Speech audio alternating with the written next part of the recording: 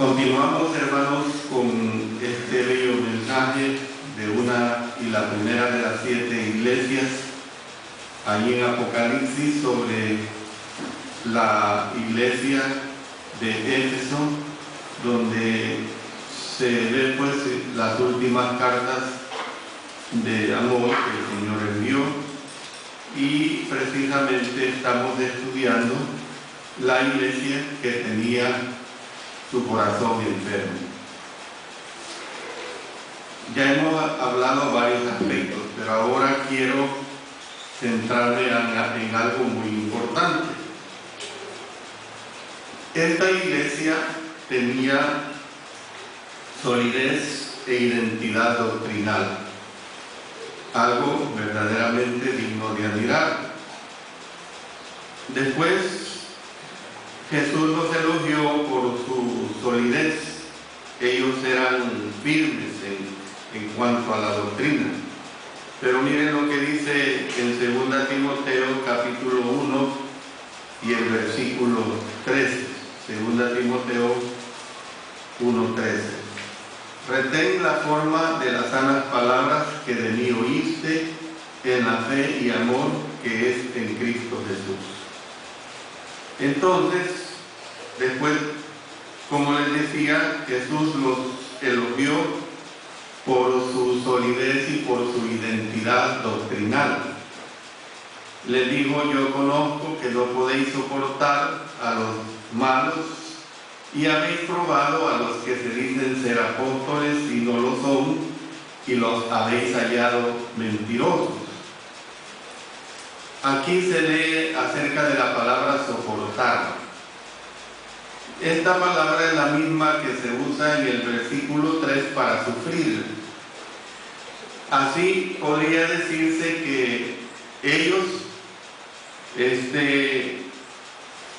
soportaban el trabajo que los fatigaba, pero rehusaban soportar las enseñanzas falsas. Ellos rehusaban soportar las enseñanzas falsas. Pablo, hermanos, les había advertido a los ancianos de Éfeso que entrarán en medio de vosotros lobos rapaces que no perdonarán al rebaño. Y algunos de estos lobos vestidos de ovejas se llamaban a sí mismos apóstoles. Miren lo que expresa el apóstol Pablo en 2 Corintios capítulo 11 y el versículo 13. Dice de esta manera: porque estos son falsos apóstoles, obreros fraudulentos que se disfrazan como apóstoles de Cristo. Y es probable que dieran una buena primera impresión, que tuvieran impresionantes credenciales y que pudieran manipular la ideología de las masas. Eso de manipular la ideología de las masas no es fácil, y a lo mejor ellos tenían esa habilidad. La iglesia que estaba en Éfeso, sin embargo, había sido advertida anticipadamente, y además de la advertencia del apóstol Pablo, Juan había escrito. Miren lo que dice en 1 Juan capítulo 4 versículo 1: amados, no creáis a todo espíritu, sino probad. Noten, probad los espíritus si son de Dios, porque muchos falsos profetas han salido por el mundo. Entonces los efesios debieron de haber probado las enseñanzas de todo recién llegado, comparándolas con la palabra de Dios. O sea, la actitud que podemos ver aquí en el libro de los Hechos, en el capítulo 17 y el versículo 11. Y estos eran más nobles que los que estaban en Tesalónica, pues recibieron la palabra con toda su solicitud, escudriñando cada día las escrituras para ver si estas cosas eran así. Entonces es probable que les exigieran a los que se proclamaban a sí mismos como apóstoles que hicieran las señales, o sea, los milagros de apóstol. Aquí en 2 Corintios se hace clara mención a esta situación. Dice en el capítulo 12, verso 12, con todo, las señales de apóstol han sido hechas entre vosotros en toda paciencia, por señales, prodigios y milagros.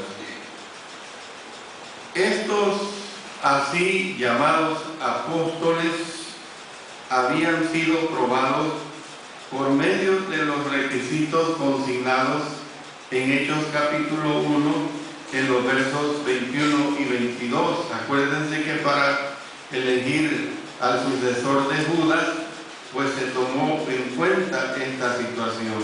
Es necesario, pues, que de estos hombres que han estado juntos con nosotros todo el tiempo que el Señor Jesús entraba y salía entre nosotros, comenzando desde el bautismo de Juan hasta el día que de entre nosotros fue recibido arriba, uno sea hecho testigo con nosotros de su resurrección. O sea, ahí estaba especificando los requisitos que debería de cumplir el que iba a ser sustituto claro del que había traicionado a Jesús. Hermanos, a los efesios no solo les preocupaba la enseñanza de los falsos maestros, también les preocupaba la influencia que estos falsos maestros pudieran dar dentro de la iglesia. Y en el versículo 6, Jesús añadió: aborrecéis las obras de los nicolaitas. Yo no puedo pasar por alto sin hacer una descripción fuerte y clara de quiénes eran los nicolaitas, los cuales dice claramente: yo también aborrezco. Yo también aborrezco. Hermanos, los nicolaitas eran falsos maestros que vivían impíamente e instaban a otros a hacer lo mismo. En la carta a Pérgamo, Jesús relacionó la enseñanza de los nicolaitas con la doctrina de Balaam, la cual alentaba a los israelitas a comer de cosas sacrificadas a los ídolos y a cometer fornicación. Lo dice en los versos 14 y 15. En los versos 14 y 15 es bien clara esta declaración: pero tengo unas pocas cosas contra ti, que tienes ahí a los que retienen la doctrina de Balaam, que enseñaba a Balac a poner tropiezo ante los hijos de Israel, a comer de cosas sacrificadas a los ídolos y a cometer fornicación. Y también tienes a los que retienen la doctrina de los nicolaitas, la que yo aborrezco. Entonces, quiero que entendamos, hermanos, claramente esta situación de los nicolaitas. Esto no se puede hacer a un lado. Más adelante, hermanos, se comentará más sobre Balaam cuando estudiemos la iglesia que estaba en Pérgamo. Cuando lleguemos a esta iglesia, vamos a comentar más sobre esta doctrina de Balaam.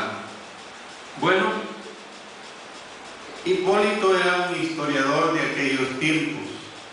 Hipólito identificó a los nicolaitas como un primitivo grupo gnóstico. La herejía del gnosticismo llegó a tener su máximo apogeo durante los siglos segundo y tercero después de Cristo. Ahí llegó a tener su apogeo, su máxima influencia. Pero ya en la última parte del primer siglo, que es precisamente cuando se está escribiendo y se da la revelación de Apocalipsis entre los años 90 y 96, ya en esta final parte del primer siglo, las primeras expresiones de esta filosofía y fueron censuradas por Pablo, por el apóstol Juan y por otros escritores cristianos. Los gnósticos, hermanos, alegaban tener un conocimiento que no estaba disponible para los demás. Así era como ellos se transmitían, así es como ellos se daban propaganda, así es como ellos se daban a conocer. Decían pues, alegar que tenían un conocimiento que no estaba en nada disponible para los demás. Entonces pues Hipólito identificó a estos nicolaitas como un primitivo grupo gnóstico que practicaba precisamente la inmoralidad. La doctrina gnóstica, hermanos, es una doctrina completamente inmoral, una doctrina verdaderamente muy perversa. Y como sigo hablando acerca de Hipólito, para que se entienda que él fue uno de los así llamados padres de la Iglesia, o sea, uno de los autores no inspirados que tuvo influencia en la Iglesia primitiva, en la Iglesia del primer siglo. Entonces, para hacer más razonable su impía doctrina, hermanos, los nicolaitas alegaban haber sido enseñados por Nicolás. Uno de los primeros, se habla de que este Nicolás fue uno de los primeros diáconos de la Iglesia en el primer siglo. No hay una comprobación, no hay una evidencia exacta de que así sucedió, sino que simplemente esto se basa en lo que los conocidos como padres de la Iglesia nos dan esta información, ¿verdad? Bueno, pero todavía quiero centrarme más ahora en lo que era el gnosticismo, siendo de que los nicolaitas tenían esta práctica. El gnosticismo, hermanos, como movimiento propiamente dicho, no surgió sino hasta después de los tiempos que ya he dicho, después de los tiempos que se escribió el libro de Apocalipsis y que tuvo más su auge en los siglos segundo y tercero de nuestra era cristiana. Pero sus raíces se encuentran precisamente en los patrones del pensamiento griego de tiempos anteriores. Y si vamos a la cultura griega, la cultura griega es mucho antes de la llegada de nuestro Señor Jesucristo. No dejemos de tener en mente que el idioma que se hablaba en aquella época era el griego. Por eso se escribe el Nuevo Testamento en el idioma griego y más específicamente en el dialecto llamado koiné, que era el lenguaje del pueblo, el lenguaje popular. Entonces, dicho de un modo sencillo, muchos de los griegos creían que el mundo estaba dividido en dos esferas. Estoy hablando del gnosticismo, para que no se me vayan por otro lado. Entonces, los griegos creían que el mundo estaba dividido en dos esferas, la esfera espiritual y la esfera material. Entonces, la espiritual era esencialmente buena y la esfera material era esencialmente mala. Así era como la clasificaban. Es decir, habiendo hecho ellos esta clasificación, en cada ser humano había una chispa de lo puramente espiritual, como la cual anhelaba volver a verse unida con Dios, o sea, un espíritu puro, pero no podía hacerlo esta unión, pues no se podía dar esta unión porque estaba atrapada en el mundo físico, y el mundo físico es lo malo. O sea, de acuerdo a este razonamiento, usted ni yo ni nadie se puede unir a este mundo, porque nosotros tenemos contextura material como que no puede ir en compaginación con la estructura espiritual. O sea, lo físico, lo malo de la materia. De algún modo, el conocimiento gnosis de cómo viajar pues a través de la estructura que separa, hermanos, que separa el espíritu puro del mundo creado, ¿ve? Le había sido impartido a unos pocos elegidos. Le había sido impartido a unos pocos elegidos que podían compartir este conocimiento salvador. Entonces, en otras palabras, eran muy pocos los que estaban apartados para esta situación. Quienquiera que tuviera este conocimiento podía entonces volver a verse unido con el Espíritu puro al morir. Momento pues en que el espíritu personal, oígase bien, el espíritu personal se liberaba de su prisión física. ¿Ven? Y por eso es que hablaban acerca de Jesús, que no era real esta situación, porque ¿qué pasaba con Jesús? Jesús había participado de la carne. ¿En qué había muerto Jesús? ¿En el espíritu? No. Había muerto en la carne, en cuerpo y huesos, pues. Y había sufrido el Señor Jesucristo el dolor de la carne. No fue porque era el Hijo de Dios o Dios mismo en persona no soportó el dolor, entonces por eso le negaron el poder a la crucifixión de nuestro Señor Jesucristo. Entonces, una vez que uno recibía este conocimiento, tal persona se convertía en un neumáticos, es decir, en un ser espiritual.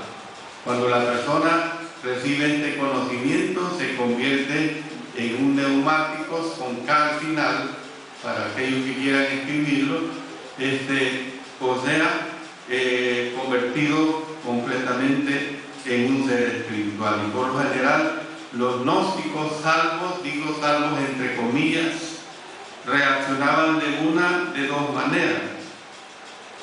¿Cuáles eran esas dos maneras? Bueno, se convertían ya fuera en ascéticos. ¿Y qué son los ascéticos, hermanos?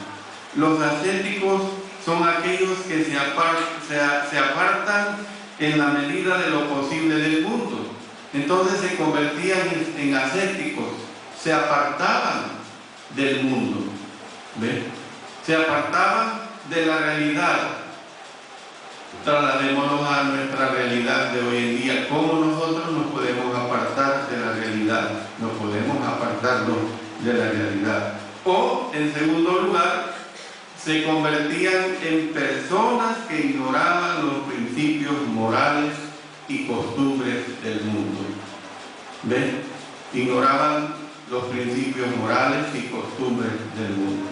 Por eso, y a eso no me voy a referir nada más, lo dijo enunciado, las personas que se convierten a la doctrina gnóstica, hermanos, son personas verdaderamente pervertidas, muy pervertidas desde el aspecto de la sexualidad hasta muchas cosas que dejan mucho que desear.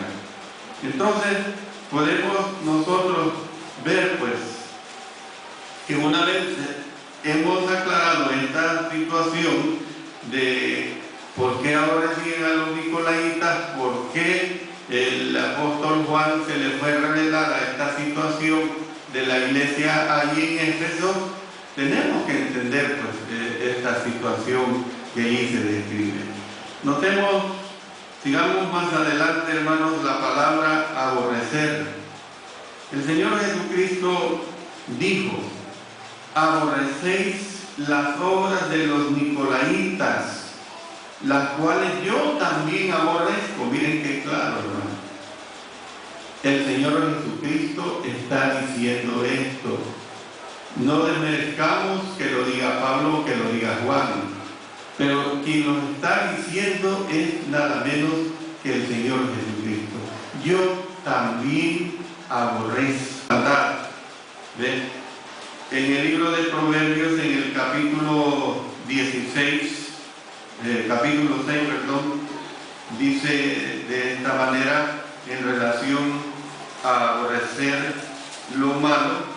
Leamos los versos 16 en adelante. 6 cosas aborrece Jehová, y aún 7 abomina su alma: los ojos altivos, la lengua mentirosa, las manos derramadoras de sangre inocente, el corazón que maquina pensamientos inicuos, los pies presurosos para correr al mal, el testigo falso que habla mentiras y el que siembra discordia entre hermanos. Hermanos, Dios aborrece la maldad y espera que nosotros también la aborrezcamos. Dice en la carta que el apóstol Pablo escribió a los romanos en el capítulo 12 y el versículo 9: el amor sea sin fingimiento, aborrecer lo malo, seguir lo bueno. Entienda, hermano, que los efesios no aborrecían a los nicolaitas. Lo que aborrecían eran las obras de ellos. Las obras de ellos aborrecían la práctica, pero por supuesto que amaban a las personas. Es lo que tenemos que entender. Cada uno de nosotros, hermanos, debe aborrecer el pecado, pero por supuesto que hemos de amar a los pecadores. ¿En qué sentido? Lo explico para no irnos por las bardas, no irnos por las ramas, no irnos torcidamente. ¿En qué sentido es que debemos amar a los pecadores? En el sentido de hacerles ver sus pecados, en el sentido de que debemos de encaminarlos a que obedezcan la verdad de nuestro Señor. No vamos a amar a los pecadores en el sentido de que vamos a hacerlos igual a ellos, para que ellos nos acepten, o practicar las cosas de ellos para que ellos nos acepten. No es en ese sentido. Ustedes saben que un médico aborrece el cáncer, porque el médico es preparado para combatir las enfermedades, y una de ellas es el cáncer, que destruye el cuerpo precisamente de un paciente. Pero él tiene compasión por el paciente. Él quiere quitar ese tumor, y muchas veces, miles o millones de veces, el médico lo hace, quita el cáncer maligno. Pero ¿qué sucede? Ama al paciente, quiere salvarle la vida. Es probable que la frase "no podéis soportar" indique que los efesios no permitían precisamente que los falsos maestros permanecieran en medio de ellos. Exponían su error y cortaban la comunión con ellos. Miren lo que dice en 2 Tesalonicenses, en el capítulo 3 y el versículo 6. Dice claramente en el capítulo 3, verso 6 de 2 Tesalonicenses: pero os ordenamos, hermanos, en el nombre de nuestro Señor Jesucristo, que os apartéis de todo hermano que ande desordenadamente y no según la enseñanza que recibisteis de nosotros.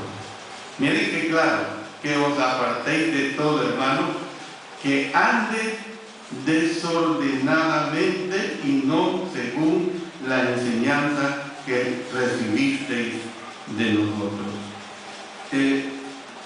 Es evidente, pues, hermanos, esta situación que deja bien clara esta condición de vida espiritual. Hay una versión que dice: no puedes soportar porque no puedes tolerar, dice. Y qué bueno, hermano. No soportar porque no podemos tolerar la falsa doctrina. ¿Ven? Esa es una realidad. En muchas partes del mundo de hoy en día, una expresión, hermanos, como la anterior sería tildada a lo mejor de políticamente incorrecta. Hoy se elogia en muchos recintos la tolerancia y se censura la intolerancia. Sin embargo, Jesús alabó a una iglesia por su intolerancia, como fue la iglesia de Éfeso. La alabó, hermanos, por su intolerancia. Le echó cumplidos, por decirlo así. La felicitó, en otras palabras. Entonces, ¿la intolerancia qué? La intolerancia al pecado, precisamente. Estamos, hermanos, en una batalla por decir a muerte en contra del pecado. Dice el apóstol Pablo en Efesios capítulo 6 y el versículo 11: vestidos de toda la armadura de Dios para que podáis estar firmes contra las acechanzas del diablo. Contra las acechanzas del diablo. Esto, hermanos, es completamente muy claro según la voluntad de Dios. En otras palabras, no podemos ceder al pecado, no podemos ceder a la falsa doctrina. ¿Ven? No podemos ceder a la falsa doctrina. Le pongo un ejemplo. La palabra de Dios dice con claridad que para ser salvo hay que creer en el Señor, hay que arrepentirse de sus pecados, o sea, cambiar de vida. Hay que confesar a Cristo como el Hijo de Dios. ¿Ven? Y ser bautizado para lavar todos sus pecados por la sangre de nuestro Señor Jesucristo, por su sacrificio que Él ya hizo. Pero ¿qué sucede si los grupos religiosos enseñan y dicen: crea en el Señor Jesucristo, acepte a Cristo en su corazón, y usted, si lo acepta, usted es salvo? ¿Qué del arrepentimiento? ¿Qué de la confesión de fe? ¿Qué del bautismo? Si el bautismo no es un rito, el bautismo es un mandamiento claro, es un mandamiento que precede de inmediato. Usted lo conoce bien a través de todos los ejemplos de conversión que nos presenta el libro de los Hechos. Hermanos, si continuamos con nuestra ilustración que anteriormente usamos del cuerpo humano, podríamos decir que la iglesia que estaba en la ciudad de Éfeso tenía un fuerte brazo izquierdo de disciplina. Estaba verdaderamente disciplinada. A muchos de nosotros nos hubiera producido, hermanos, una gran alegría el formar parte de una congregación de las cualidades que menciona el Señor Jesucristo acá de la iglesia en Éfeso, de estas cualidades mencionadas anteriormente. Pero no nos apresuremos, el informe de la evaluación todavía no termina. Y ya ustedes se dieron cuenta en la clase anterior que hablamos acerca de la censura que el Señor presentó. Esto ya lo vimos.